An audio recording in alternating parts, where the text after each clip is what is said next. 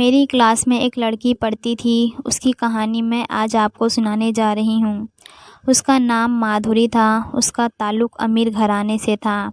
उसकी हर चीज़ ब्रांडेड होती थी, हर चीज़ चमकती दमकती नई साफ़ सुथरी होती थी। उसके जूते, कपड़े, यहाँ तक कि हर छोटी से छोटी चीज़ भी कीमती होती थी। वो छुट्टियों में कभी अपने मम्मी पापा के साथ कश्मीर जाती, कभी स्विट्ज़रलैंड तो कभी सिंगापुर। वो एक बंगले में रहती थी, कोई घर के बाहर से ही देखकर अंदर रहने वालों की ठाट-बाट का अंदाज़ा लगा सकता था। स्कूल छोड़ने और वापस लेने के लिए भी उसके पापा बड़ी शानदार गाड़ी में आते थे। सारी क्लास की लड़कियां उस पर नाज़ करती थी, हर कोई उसके साथ बैठने की ख्वाहिश रखती थी। लड़कियां उसकी चीज़ों को छूने की ख्वाहिशमंद होती थी, सब उससे हँस-हँस कर बहुत प्यार से बातें करती थी। सब टीचर भी उससे प्यार से बात करते थे, उसको कभी कोई सज़ा नहीं दी जाती थी। कभी सबक ना याद करने पर डाँटा भी ना जाता था, मारना तो दूर की बात थी।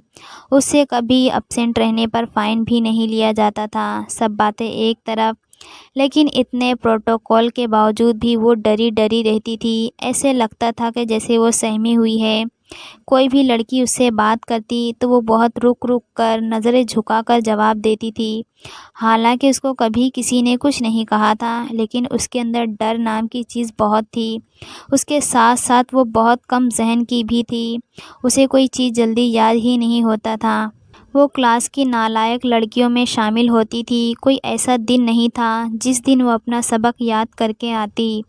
टीचर के बार-बार समझाने पर भी उसे एक बात समझ ही नहीं आती थी। वो बस घबराई सी रहती थी। ना किसी से ज़्यादा बात करती थी, ना ही कोई काम अच्छे से कर पाती थी। शुरू में तो हर कोई उससे बात करके समझता था कि ये बहुत मगरूर है, इसको अपनी दौलत पर बहुत घमंड है, इसलिए किसी से बात नहीं करती है और सबसे अलग-अलग रहती है। लेकिन बाद में मालूम होता था कि गुरूर तो दूर की बात, उसमें कोई अच्छी ख़ासियत भी नहीं थी। उसके चलने-फिरने और बोलने तक से उसकी घबराहट ज़ाहिर होती थी। सब लड़कियां बस यही सोचती रहती थी कि सब कुछ होते हुए ये क्यों इतनी डरी हुई रहती है। लेकिन कुछ भी था, वो बड़ी कमज़ोर दिल की थी। मुझे कभी उस पर गुस्सा आता था, कभी उससे हमदर्दी होती थी और कभी उस पर तरस आता था। पता नहीं वैसी क्यों थी। एक दफ़ा टीचर ने सबको एक ही क्लास में कंबाइन कर दिए और मैं उसके साथ बैठी थी। मुझे बहुत बुरा लगा। एक तो मैं इस तरह अपनी सहेलियों के साथ भी बैठ नहीं सकती थी और दूसरा उस गूंगी के साथ बैठना पड़ा। कभी-कभी वो मुझे थोड़ी एबनॉर्मल भी लगती थी, लेकिन खैर वो थी नहीं।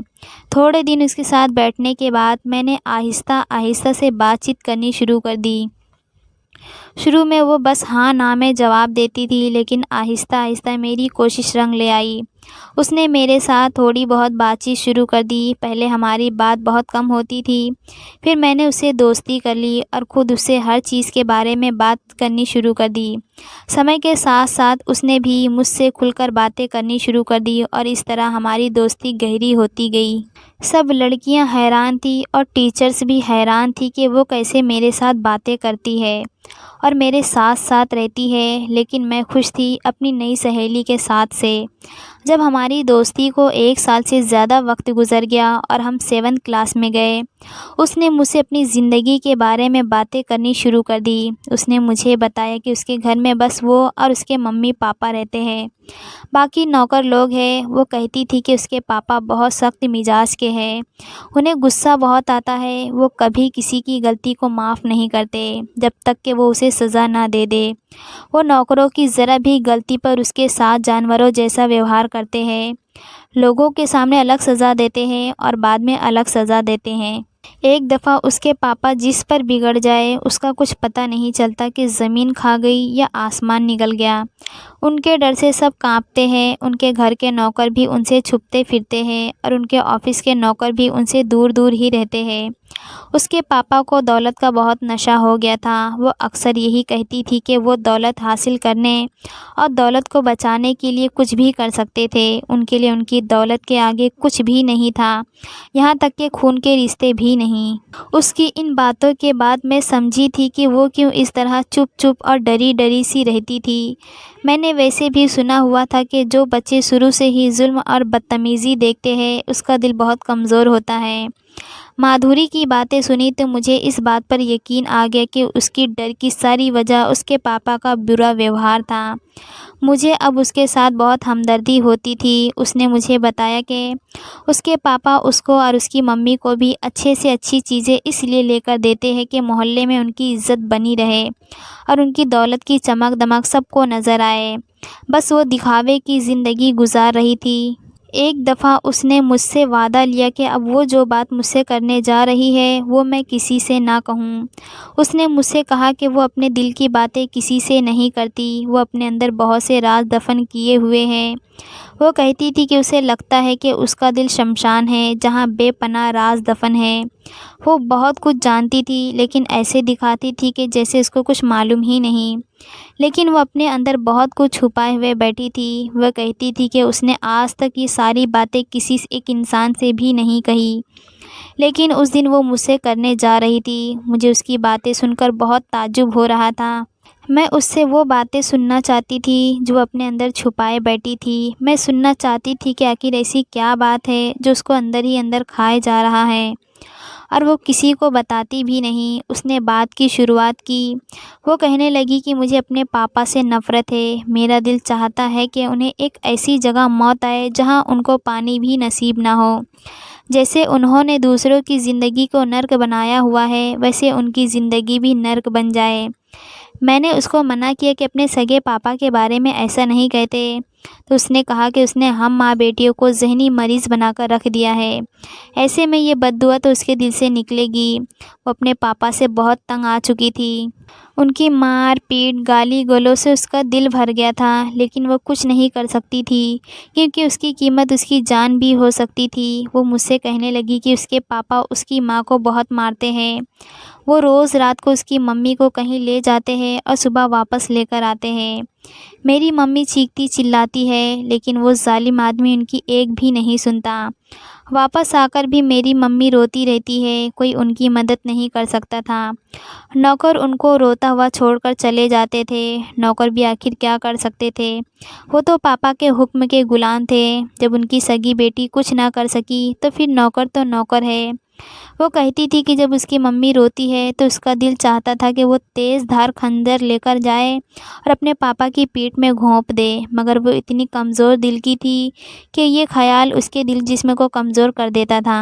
वो अपनी मम्मी को पीटते हुए देखती रहती थी मगर कुछ ना कर पाती थी। जब कोई मेहमान उनके घर आता तो पापा मम्मी को सज धज कर बैठने का हुक्म दे देते ताकि उनके सोसाइटी में उनकी नाक ऊंची ही रहे। हम मैट्रिक तक एक दूसरे के साथ साये की तरह रहे।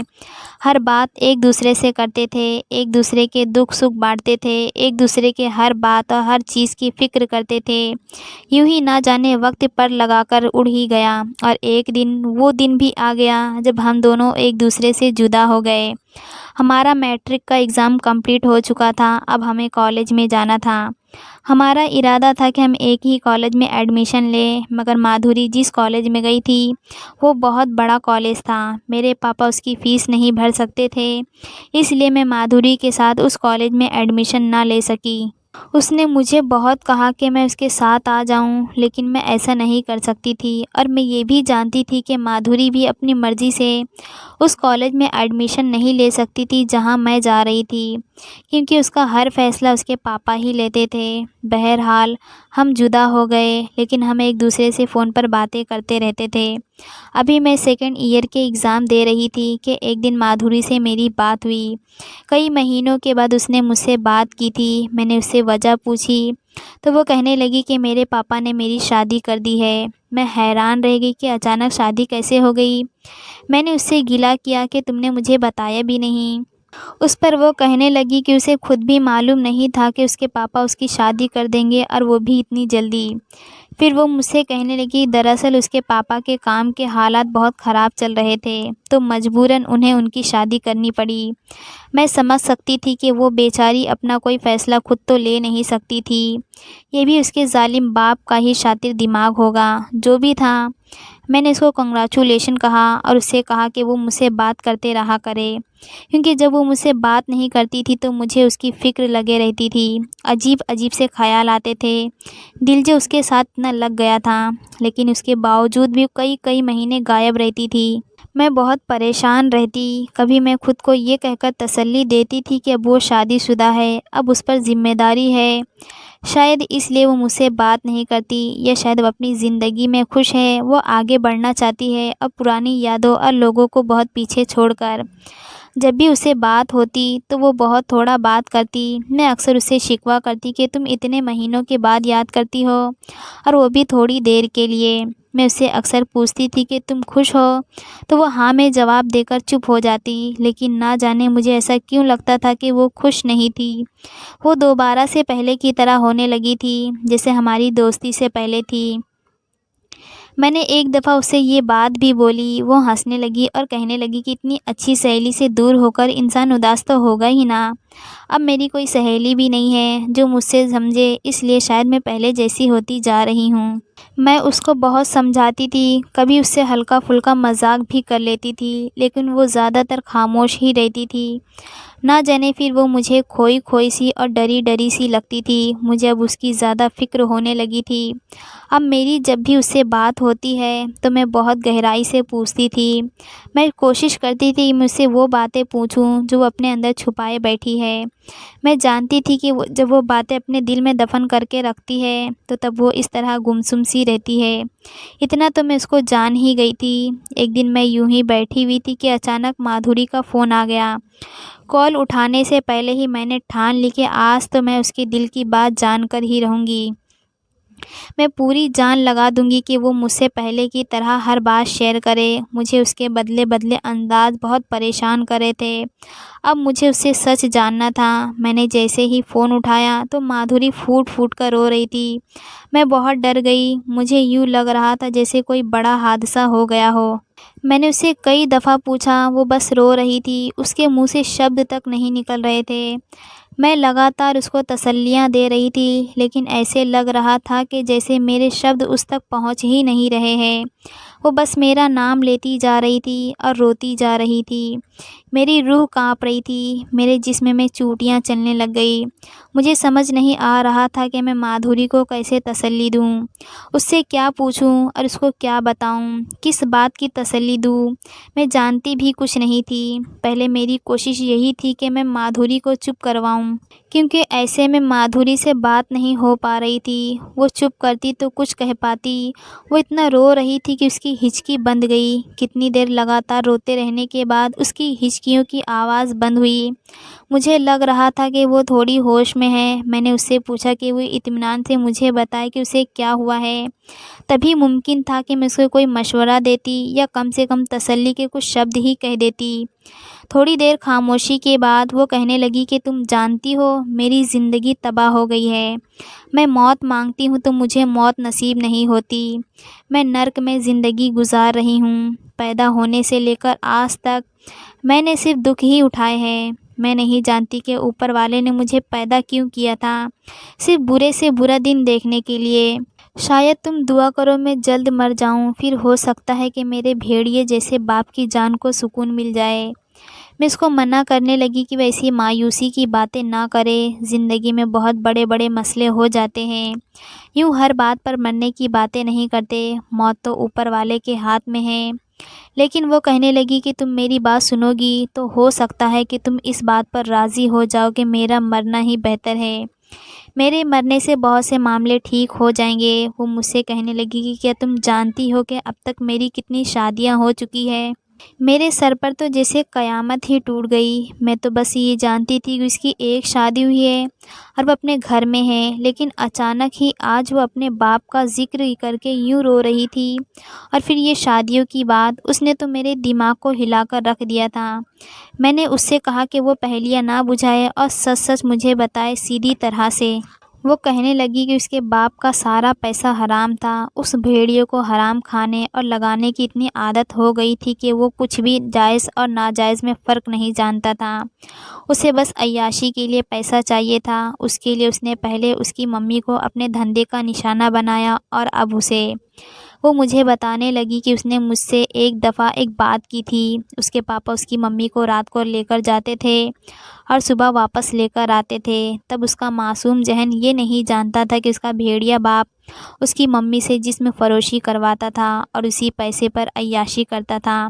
उसने शादी ही मेरी मम्मी से सिर्फ़ इसी मकसद के लिए की थी। उसने मेरी मम्मी को पाँव की जूती बनाकर रखा हुआ था। वो उस पर ज़ुल्म ढाता और उसी को इस्तेमाल करके दौलत बनाता रहा। उसकी मम्मी रोती रही, मगर वो उसे ये धमकी देता कि तुम्हारी बेटी का कत्ल कर दूँगा, तो मेरी मम्मी मजबूर होकर उसके हराम धंधे में उसका साथ देने लगी। अक्सर मेरी मम्मी तंग आ जाती, लेकिन वो आदमी हराम के लुक़मे खा खा कर कभी तंग नहीं आता था। उसने मुझे बताया कि 2 साल पहले वो मेरी मम्मी का कत्ल कर चुका है। उसने कहा कि जब मेरे बाप ने देखा कि मेरी माँ पहले की तरह जवान और हसीन नहीं रही और मर्दों में अब उसका कोई काम नहीं, तो उसने अपनी दौलत घटती हुई महसूस होने लगी। उसके बाप को दिन रात ही फ़िक्र रहती थी कि अब वो कैसे कमाएगा। इस तरह तो उसकी अय्याशी ख़त्म हो जाती, लेकिन वो महाराजा वाली ज़िंदगी गुजारने के लिए कोई भी कीमत अदा करने पर तैयार था। माधुरी कहने लगी कि 2 साल पहले जब मेरे पापा को दौलत में कमी महसूस हुई, तो उसने मेरी शादी का फ़ैसला किया। मेरी मम्मी भी राज़ी हो गई और मेरी मम्मी ने मुझे भी राज़ी कर लिया। लेकिन हम उस धोखेबाज आदमी की नीयत को नहीं जानते थे। यह शायद एक दफ़ा फिर से धोखा खा गए थे। मेरे पापा ने मेरी शादी तो एक बहुत अमीर लड़के से, अच्छा खासा पढ़ा लिखा और बहुत मालदार भी था। मेरे पापा ने लालच देकर उसे अपने ही घर पर रख लिया और अगली सुबह उसका कुछ पता नहीं था। मेरे पापा ने शोर मचा दिया कि लड़का भाग गया है। मैं और मम्मी हैरान परेशान हो गए। हमें तो कुछ समझ में ही नहीं आ रहा था, लेकिन बहरहाल अपनी किस्मत पर एक बार फिर से रोकर मुझे तसल्ली हो गई। 1 डेढ़ महीने के बाद मेरे पापा ने फिर मुझे शादी जैसे धोखे में फंसाने की कोशिश की। मैं नहीं मान रही थी और ना ही मम्मी मान रही थी, लेकिन मेरे पापा को मनाना आता था। उन्होंने फिर से एक बहुत अमीर लड़के से मेरी शादी तय कर दी और पहले की तरह उसे भी यहाँ रहने पर मजबूर किया। उसके साथ भी वही हुआ जो पहले के साथ हुआ था। हमें दाल में कुछ काला लगने लगा। हम समझ रहे थे कि ये सब मेरे पापा ही करवा रहे हैं, मगर उनके सामने ज़बान कौन खोलता। फिर तीसरी, चौथी और ना जाने कितनी दफ़ा यही ड्रामा चला। मेरे पापा रातों रात लड़के को गायब करवा देते थे और कहते थे कि वो भाग गया है। जब मेरी तीसरी शादी की बात हुई तो मेरी मम्मी ने बहुत मना किया। वो किसी भी कीमत पर शादी को रोकना चाहती थी, लेकिन मेरे पापा अपने रास्ते की हर दीवार को हटाना खूब जानते थे। उन्होंने मेरी मम्मी का कत्ल कर दिया, क्योंकि वैसे भी अब वो उनके काम की नहीं थी। अब तो मैं बिल्कुल अकेली हो गई थी। अब तो हर 2-4 महीने में पापा ने मेरी शादी करवानी शुरू कर दी। ये तो जैसे खेल ही बन गया था। मुझे कुछ समझ नहीं आ रहा था, लेकिन इतना मैं समझ गई थी कि पापा उन लड़कों की दौलत की हथियाने के लिए मेरी शादियां करवा रहे हैं, क्योंकि अब फिर से पैसों की बरसात शुरू हो गई थी और मैं जान गई थी कि वो पैसा कहाँ से आ रहा था। जो बात राज थी वो ये थी कि लड़के जाते कहाँ थे, मुझे तो ज़रा भी पता नहीं चलता था। जैसे ही शादी होती तो मैं अपने कमरे में जाती और जाते ही सुकून से सो जाती, और सुबह आँख खुलती तो लड़का गायब होता। फिर मैंने नोट किया कि नौकरानी जो दूध लेकर आती है उसमें कुछ नशे की दवा होती है। मैंने उसका भी हल सोच लिया, क्योंकि मुझे अब ये राज जानना था कि आखिर ऐसा होता क्या है कि लड़के भाग जाते हैं। एक दिन मेरी शादी हुई और हमेशा की तरह नौकरानी दूध का गिलास लेकर अंदर आई।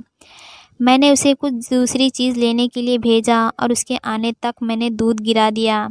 उसने दूध का गिलास लिया और वापस चली गई। मैं भी सोने का ड्रामा करने लगी। थोड़ी देर बाद उठकर मैं बाहर गई तो मेरे पापा नौकरों के साथ उस लड़के को घसीटकर कहीं ले जा रहे थे। मैं चुपके चुपके उनके पीछे गई। वो उस लड़के को तय खाने में ले जा रहे थे। वहाँ जो मंज़र मैंने देखा उसने मेरा जीना हराम कर रखा है। पापा उस लड़के को ले जाकर वहाँ मौत के घाट उतार रहे थे। वहाँ जाते ही पापा ने उसके दिल में गोली मार दी और वो वहीं पर मर गया। मैं बेहोश होकर वहाँ गिर गई। जब होश आया तो अपने आप को उस कमरे में पाया। तब से रो रही हूँ, बार बार बेहोश हो जाती हूँ। अब तुम ही बताओ, मैं मौत की दुआएं करूँ कि ना करूँ। और मैं खामोशी से उसकी बातें सुनती रही। मैं सोच भी नहीं सकती थी कि अपना सगा बाप इस तरह भी कर सकता है। एक बाप अपनी औलाद की खुशियाँ खा सकता है, अपनी बेटी को पैसों की लालच में नीलाम कर सकता है। उस दिन के बाद मेरा खून के रिश्तों पर से भरोसा उठ गया। मैं उसके बारे में सोचती तो मेरा दिल खून के आंसू रोता, जो ना कुछ कहने के लिए थी और ना ही कुछ कर सकती थी, क्योंकि उसकी खुशियों का कातिल उसका अपना बाप ही था, जो पैसे और शोहरत की लालच में इतना गिर गया था कि उसे खुद मालूम नहीं था कि वो अपनी औलाद के साथ किस तरह का जुल्म कर रहा है। अगर वो कोई एक्शन लेती भी तो अपने सगे बाप पर क्या एक्शन लेती। बस आजकल दुनिया इस तरह की दुख भरी दास्तानों से भरा पड़ा है। मैं आप लोगों से गुजारिश करती हूँ कि मेरी सहेली के लिए प्लीज़ दुआ करिए कि उसके बाप को उस पर रहम आ जाए और उसकी ज़िंदगी बख्श दे। दोस्तों, क्या कहना है आपको इस कहानी के बारे में? कमेंट करके ज़रूर बताएं। वीडियो को लाइक करें। इसी तरह की कहानियाँ लगातार देखने और सुनने के लिए हमारे चैनल को सब्सक्राइब करके घंटी को दबाकर ऑल पर सेट कर लीजिए, ताकि आने वाली वीडियो का नोटिफिकेशन आपके पास तुरंत पहुँचे। मिलती हूँ आपसे अगली वीडियो में, तब तक के लिए धन्यवाद।